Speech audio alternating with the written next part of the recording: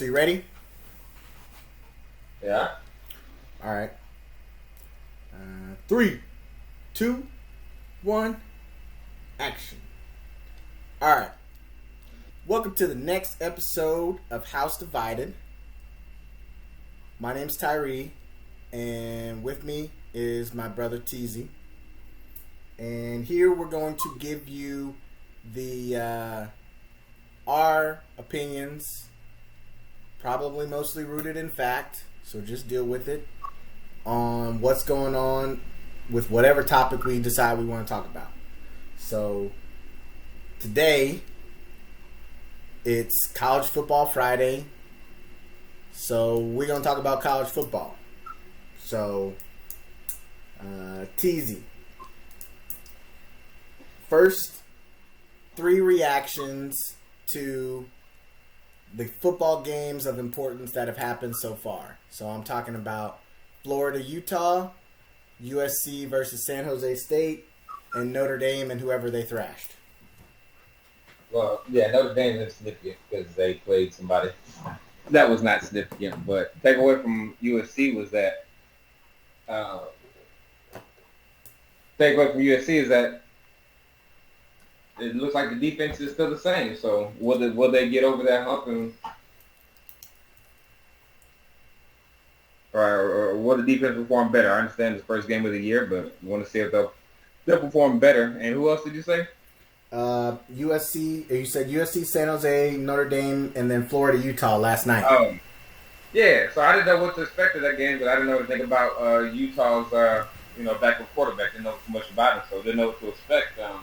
But first play of the game, came out there, threw a 70-yard touchdown pass, and I didn't get to watch too much of that game, but I probably still would have picked Utah to win. So, I mean, is that Napier guys? I think Billy Napier, is he on the hot seat now at Florida? Because I don't know. Like I said, there's a recruit from McKinney. He had Texas in his top 3, so he committed to Florida. He might want to rethink that now.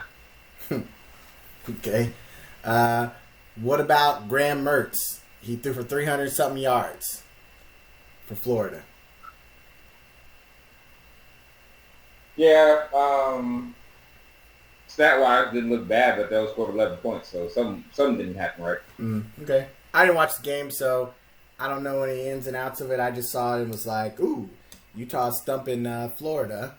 And then finding out that it was the backup QBs doing the thumping and not Cameron Rising. So, can we read between the lines and say that Cam Rising coming back makes him even more dangerous? If he's healthy, I don't know about more dangerous because the offense still didn't look great last night for Utah. So, I mean, it'll get back to looking like it looked last year. So, yeah, man, I guess they'll look better than what they looked last night. But, I mean, I still think they're a legitimate team with them, regardless. I mean, with them. So that's what I'm saying. I think that that's going to be legit. Okay. Quick thoughts on ACC accepting Cal, Stanford, and SMU. Are they trying to get the GPA up or something? And so I have no thoughts on that because they provide nothing. I think Cal might be good at Stanford's good at the direct stuff that always says. Yeah, so overall they're good, but except in like the popular men's sports, I guess you could say those are the ones they don't do so well in as far as basketball and football. But no, they do good in football. I mean, they don't suck. You're right, they don't suck, but they're not ever nothing. Nobody's ever.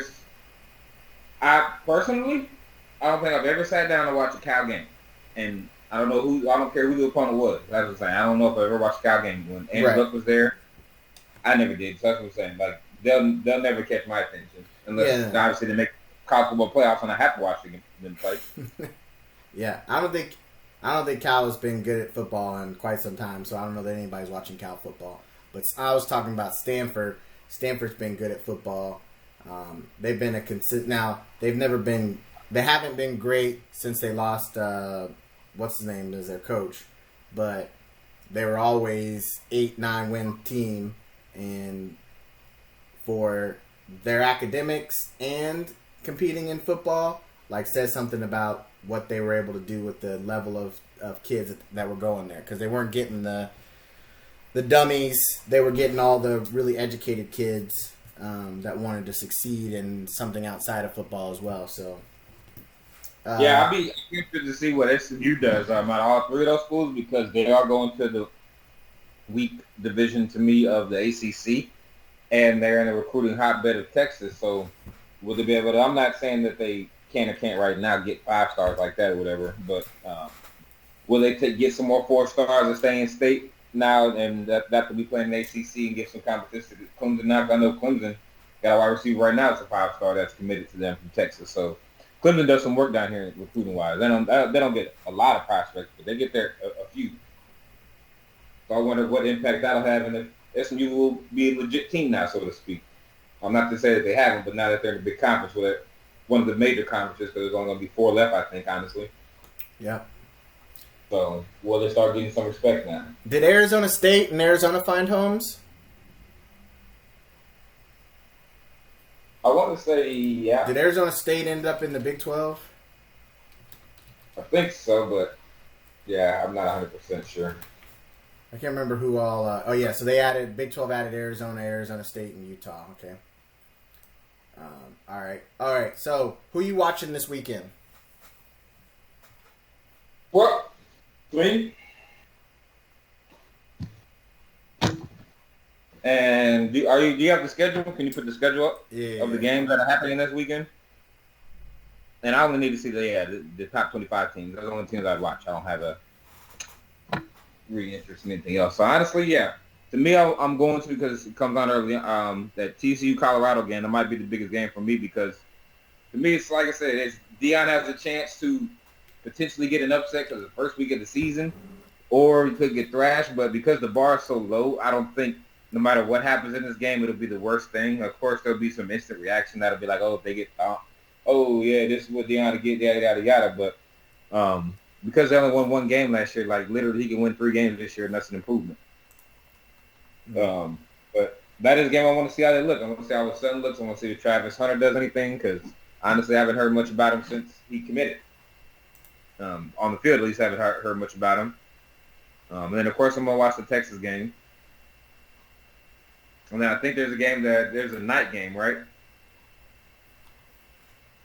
Night game for who? Between 2 ranked teams. Nope. But this is going to be an important game. North Carolina, South Carolina. I don't think I'll watch it, but I'm interested to see how that plays out, because I think South Carolina is going to be a really good team this year. So they have an opportunity. Oh, you're going to be Spencer. Who? Spencer. Yeah. Spencer started playing really good at the end of last season. What'd you say? Hold on, this is interesting. So hold on. You don't feel anything about Spencer that you feel about both Knicks? No. Oh, man. That's interesting. What do you mean? Why do you feel like you have this confidence in Spencer Rattler versus how you dog Bo Nix? No. Okay, so it's not have a confidence in Spencer Rattler. It's that I have more confidence in what Spencer Rattler can do than what Bo can. Like, Spencer Rattler, to me, and I know he hasn't, if he could get over his mental problems, he's a top-flight quarterback. Bo Nix, he could get over his mental problems, and he's still not top-flight to me. Then wow, that's interesting to hear. So there's a difference there. Like, I would trust. I don't agree with that, but like with Spencer, again, that's your opinion. Yeah, right. These are our opinions. So with Spencer, I feel like he feels like he's been so successful for so long that he makes decisions because he feels like he can do the impossible, and it gets him in trouble. So if he could ever be reined in to just be like, yo, bro, you got a good arm, like, you're athletic enough, but we need you to stop throwing the ball into triple coverage just because you've seen it get completed before. So your arm ain't that great, and there are defenders who are improving every day, so it's not like when you were in high school thrashing everybody and you were the man. Now we need to get into you've learned how to be an actual quarterback, and can make smart decisions, read the defense, and So not why get doesn't in. that apply to Bo Nix? Because Bo Nix has been a top flight quarterback all his life. Like I said, he was Mr. Alabama in football, things of that nature, 5-star recruit. Yeah, but it was the style of football that Bo Nix plays. Freshman of the year, parade All-American, things like that. So he had a high level of success and confidence. The same thing that Spencer Rattler does, except he wasn't on the back show on Netflix. Right. And he's probably a much better human being than Spencer Rattler.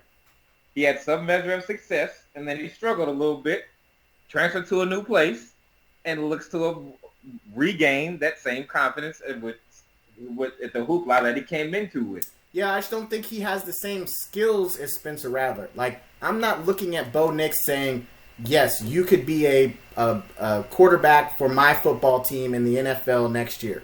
Not even in question that that's a possibility for me. Versus Spencer Rattler. Huh? I say that about Anthony Richardson, too. Right. Yes. Him and Anthony Richardson share a lot of similar qualities. I would never pick Anthony Richardson to be my quarterback. I wouldn't pick Bo Nix to be my quarterback. Spencer Rattler is different, though. I feel like he has a legit chance to be a quarterback. Now, is he going to be a starting quarterback in the NFL? Not saying that. But he has a legit chance to grow in the NFL and be a quarterback because I think he is a good quarterback. I think he's gotten... And I don't disagree, but I also think Bo Nix has that same opportunity and chance as well. That's the only thing I'm saying. Okay. To me, they're literally the same, except Bo Nix is actually even more athletic. Like, Spencer Rattler has a better passing arm or whatever you want to say, and Bo Nix is a better runner, which, again, in today's NFL, mobility is something that can get you on the field. Yeah, get you on the field as a tight end. Change positions, Bo Nix, because that's where you headed, buddy. Blake Bell. Anyway, so I think that's a game to watch for somebody because it's gonna I think South Carolina gets the upset. Technically, it's an upset because North Carolina's ranked. So I think South Carolina gets the win, starts their season on a high note. Drake May, I think, plays well, but I think South Carolina is just a better team, and so we're about to see about that.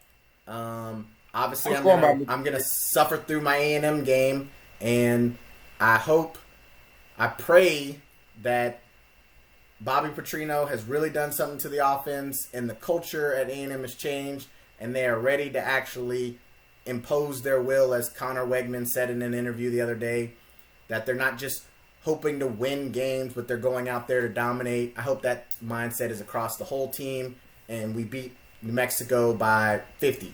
Like, it should be a thrashing. If it's not a thrashing, I'm going to be disappointed.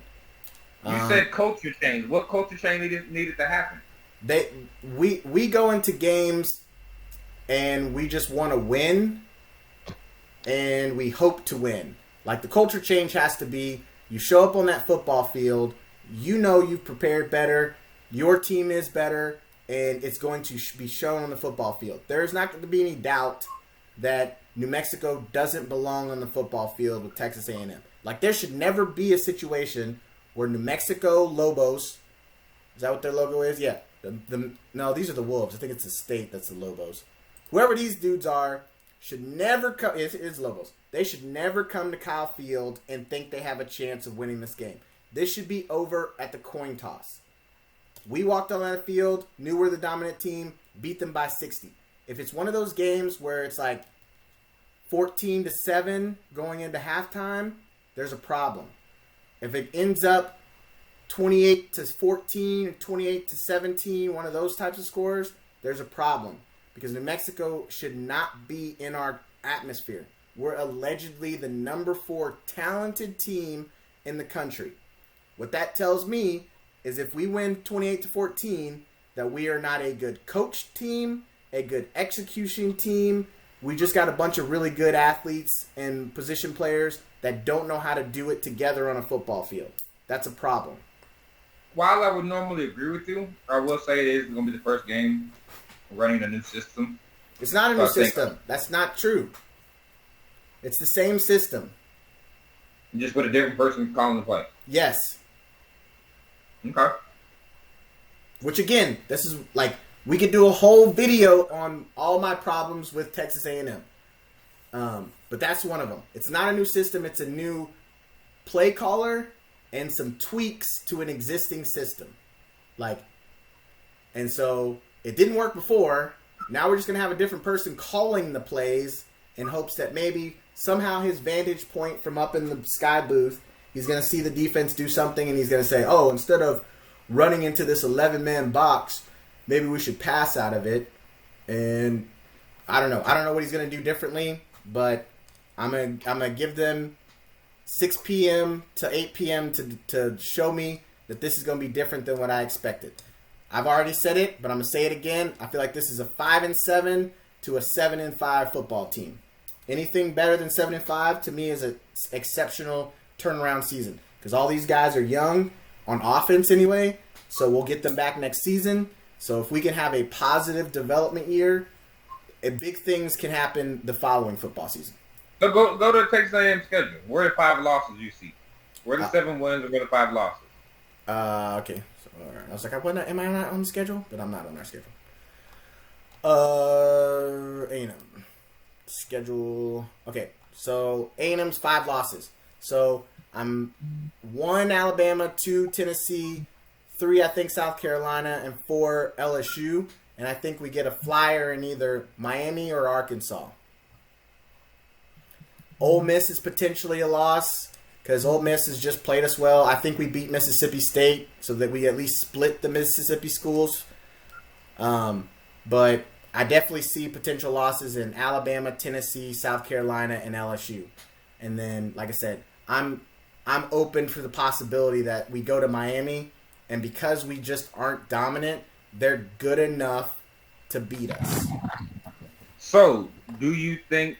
I guess you did. I guess you did say the 5-7. I was gonna say, do you think there could be a repeat of last year? Yeah, I mean the wheels could come off because we've shown to be such a fragile team, mentally and physically. If let's say we win tomorrow, we go to Miami and lose. We come back, win against La Monroe. We win against Auburn. We think we're getting some momentum, but every year this Arkansas game is a one-possession type of game. We take this L here, then it turns into like just a downhill slope of losses. Because it's like if we don't come out of this healthy and carrying a lot of momentum, this game could go sideways on us real fast, and then it just downhill. Tennessee, South Carolina, Ole Miss. Like, we may not come out of a downward spiral until Mississippi State if we don't come in with a good head of steam going into the Arkansas game. And because we get injured every year in this Arkansas game, if we don't come out healthy, one of our starters is scratched, especially on line. Because we're thin on line, both on offensive line and then linebackers. So if we don't come out of this game healthy, the rest of the season just is downhill.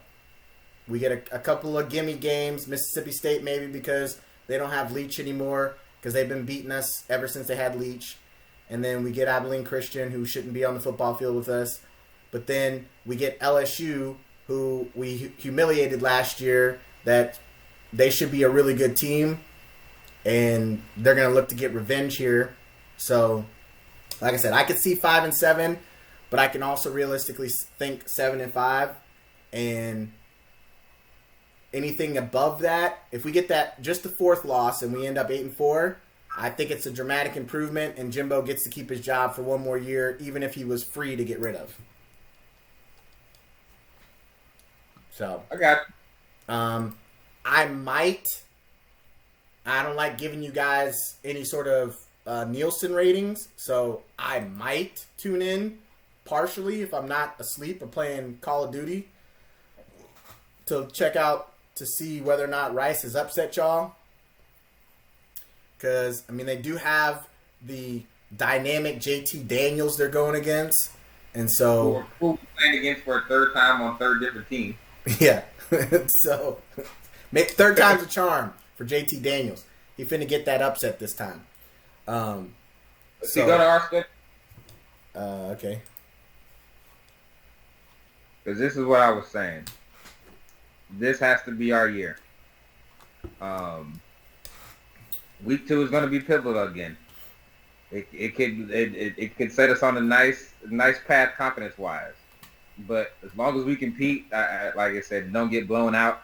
I think we could bounce back even from a loss, so to speak. But I honestly think we should be favored in literally every game that we play. Now, like I said, the Oklahoma game is a rivalry game, so those always go 50. That's always 50-50 to me. Yeah, I know we beat them last year, especially because of how we beat them last year and how much smack's been being talked. Yeah, they definitely want blood now for sure. Like, for sure. So, yeah, that game can go either way. But, yes, other than the Oklahoma or the Alabama game, we should win all those games. That's my expectation this year. That's interesting. Y'all don't have Oklahoma State this year somehow. Why? With Mike Gundy. Oh, because y'all added Houston and BYU this year. Okay. Yeah. I was like, wait a minute. That don't make sense. Don't y'all play every team in the conference? And that what y'all hang your banner on? Okay. So you're talking about an 11-1 season. Yes. That's what I'm saying. Big 12. And with the Big 12, if we play the way we should, then the possibility of going to the college football playoffs does exist. But yes, that's what I'm saying. Minimum Big 12. That's why like I said, I could see the 2 losses. So, yes. Oh, the 2 losses being Alabama and Oklahoma? Yes. You don't think you lose to Kansas State or TCU? We shouldn't. It's not that I don't think we shouldn't. Those are like the games you always talk about. Arkansas always being tough. Those games are always tough, especially the Kansas State game. But we should not lose that game. No. That, as you said about, I'm not saying that they are Abilene Christian or whatever school you're talking about. We should walk on that field as a more talented team and just assert our dominance. I'm not saying we got to blow them out by 50 points or anything like that, but it shouldn't be a contest. Like, I'm sick of it being close games. Yeah. Well, obviously, I hope that is not how that plays out. I hope you guys go 1-11. You guys upset Alabama, and then that's the only win you guys get. What game you want us to win? That's what I said. Alabama. Yeah, that's what in my head I was thinking. What was the one game you want us to win? Yeah. I want you guys to shock the world, and so I want you to lose the Rice tomorrow, and then everyone think, oh, man, they're going to go to Tuscaloosa and get bombed on, and then y'all upset, shock the world, storm the field, Alabama, think y'all got, everyone will be chanting Texas is back again, and then you proceed to get smacked all rest of the season. Well, they won't say Texas is back again if we lose the Rice. Yeah, but if y'all beat Alabama, then it's like, oh, well, that was just because they came in overconfident. This was the wake-up call they needed. Now they're going to run the table. I get that, but they won't say Texas is back if we're 1-1 and the one loss is to Rice, though. That's what I'm saying. Yeah, but your one win is against the number 4 team in the nation. Y'all are back. Yeah. That's how that works. All right. I didn't buy a ticket to that. You said what? I didn't buy a ticket to that. Okay. All right. 2 things in the top 25 poll. 1 thing that you like, 1 thing that you dislike. 1 thing that I like and 1 thing that I dislike. 1 thing that I like, I will say that for the most part, I think that they got the top of it right. The top what? 10? Top of the rankings 5? right. Well, at least the top 4. As far as Georgia, Michigan, Ohio State, and Alabama, and even the order they got them in. I think I get it. Georgia lost a lot, but I think they get that benefit of the doubt right now that they'll be able to reload. And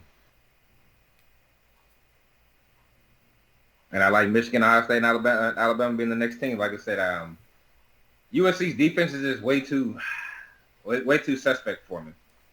I guess Penn State is a really good team because I haven't heard much about them, but they're ranked number 7. So, because that's in Florida State too. I didn't realize Florida State is back. Yeah. Well, I saw a thing from one of their guys that was like, "We're gonna show everybody why these people passed us over, that we belong." It's like, why? What should they have passed? Why shouldn't they have passed you over? I didn't see anything you guys did last season to not get you passed over, so I'm confused. So, but I don't like. One thing I dislike is I dislike making predictions about these polls based off what I did last year. What did you do last year? Get just about everything wrong. And it started from the very first week after I said it. What did you say the first week that went wrong? I can't everything. I said some team wasn't going to be as good as this team. Like, I can't remember exactly now, but I just know my predictions and takes were horribly wrong. If you go back in time and watch that episode, my predictions and takes were horribly wrong about how I thought the season would play out. Okay. Can't remember. I think I had one team. I think I was. I think I did say like Utah winning the Pac-12, but yeah, as far as like how good I thought they would be, I think I had them in the college football playoffs, since I was wrong about that. All right. Well, so then, let me see what happens if there's anybody playing anybody that I think will do something ridiculous and mess up their week number 1. It's week 1. Anybody can. It's always that big if, and it can go. It can be a really close game or it can be a blowout. All right. So my one good thing is that that I can once again be provided with proof that preseason polls are stupid and don't need to happen, because I don't believe half of these top 25 teams will be in the top 25 by the end of the season. One thing I think is bad is they should have traded Texas A&M for South Carolina. Texas A&M ended the season terribly, except for that LSU win. And I can only assume that's because LSU thought they were finna walk over our faces as to how they let us humiliate them like that. And South Carolina ended strong, so I feel like they should have they should fix that. Like, South Carolina should have been the one that eked into the polls, not Texas A&M. And it's better for Texas A&M to not be ranked, because we have a bad culture of getting full of ourselves and taking those rankings to heart. We eat the rat poison, as Saban would say, and believe we're good, and then we get humiliated, and then it just battered Aggie syndrome starts up for all the Aggies. So let me ask you this, and answer this question as if you had to place your money on it, and it was you actually going to place your money on it. Who would you pick to win the Big Ten? You had to place $1,000 on it, and yes, you would lose your $1,000. Does it matter if they get to play in the playoffs, or they just have to win the Big Ten? That was a good caveat to add. Because obviously, so give me both answers, because obviously it's going to give you, it's two different answers, and that's why you asked that. Okay, so I think Michigan is the best team in the Big Ten, but based on the whole not Jimbo. That man ruins my everything. Based on Harbaugh and the stuff going on with him, I question whether or not Michigan at the end of the season is going to have to forfeit their bowl situation. Because Michigan apparently hasn't been doing the right things as far as complying and all that other stuff, and the NCAA is trying to hand down penalties. Ohio State has an unproven quarterback situation, so I think they'll be good, but I think it'll obviously come down to whoever wins the left side of the bracket for the Big Ten, and I think it should be Michigan just because there's no reason why their football isn't better than Ohio State. But I'll leave it that if Michigan gets in trouble, that it's going to be Ohio State. So I would bet $1,000 on Michigan winning the Big Ten, and then I would bet $20 that Ohio State would win the Big Ten, because I just assume Harbaugh's going to get in trouble for all the stuff he's doing. And I don't like Harbaugh, so I actually hope he does get in trouble. It sucks for the kids, but I hope he gets in trouble and then the kids still get to do their thing, because the kids don't really have anything to do with all that stuff. So give me your winner for of each of the big conferences. So you give me Big Ten, give me Pac-12, or I guess 5, whatever. Pac-12, SEC, ACC, and Big 12. Pac-12 is going to be Utah. Big 12 will be Kansas State. SEC will be LSU. The Big Ten is going to be Michigan, and the ACC is going to be Clemson. What are your 5? I have to go with Ohio State in the Big Ten. Is that because Pops is near you? No. No, not at all. I'm just a believer in what they do. You said unproven quarterback. They've had unproven quarterbacks before, and it's worked out pretty well recently. When you look down at Dwayne Haskins was unproven. I understand he didn't play well in the NFL, but he certainly looked good in college. Then there was Justin Fields and C.J. Stroud, so they've had a nice little lineup Stick there. to the topic and just pick your thing.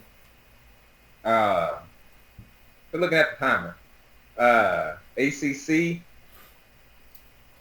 I guess I'm gonna go with Clemson because, like I said, I don't know anything about Florida State, and that's only the team that's ranked high up in there to me. And yeah, I don't believe in North Carolina, especially the quarterbacks. But I think Greg May's gonna have a Spencer Rattler S year and lose some buzz. Is what I'm saying. I'm not saying he won't play horrible. I will predict the stat. I would say he'll lose some buzz.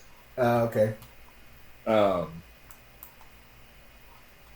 Pac-12, yeah, I'm gonna go with Utah, just because I think USC's defense is just that it looked like it hasn't improved one bit. Right. I'm gonna go us in the Big 12. Yeah, those are my. You think y'all are gonna win the Big 12? Okay. Yeah. Well, I hope you're wrong. Oh, I didn't pick SEC. That's one I didn't pick. I'm gonna go Georgia. Okay. We're putting money on it. Georgia seems like a smart bet to me. Why not? Yeah. I mean, if Stetson Bennett could lead them, why couldn't they have a legit good quarterback come in and lead them? I guess. They'll be a defensive-led team maybe and just a ball control offense. Hell, they might shock the world and throw for 6,000 yards this season with whoever's at the quarterback position. Does Tennessee and Washington end the season right? Yeah, Tennessee for sure. Washington, I don't know. I don't know anything about. Washington does because their quarterback's dope. Their quarterback will help them compete for the Pac-12 championship, but they don't have enough for him. So which of those top 10 teams, and we're not in the top 10, so you can't say us, yes. Which of those top 10 teams doesn't end ranked? Oh, does it end ranked? Yes. The only candidates are probably Florida State, Penn State, and Washington. Everybody else is definitely going to be ranked.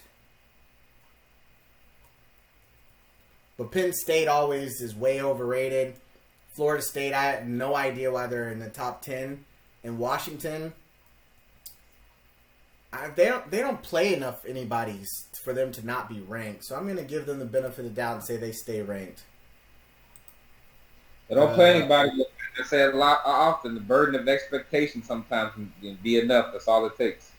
Well, I take that back because they got Oregon, USC, Utah, and Oregon State in their schedule, and so they could come up with a bunch of thumping. So that's 4 losses there that they could potentially get. I don't know if 4 losses get you out of the top 25 though. Yeah. Because I think it's been every year, or like the last 5 years, somebody in the top 10 is end of the season not ranked. Yeah, if Florida State ends up not ranked, they've had the worst season they could have imagined because they don't have anybody tough on their schedule. If they can clear... Ooh! There is a good game this weekend. It's on Sunday.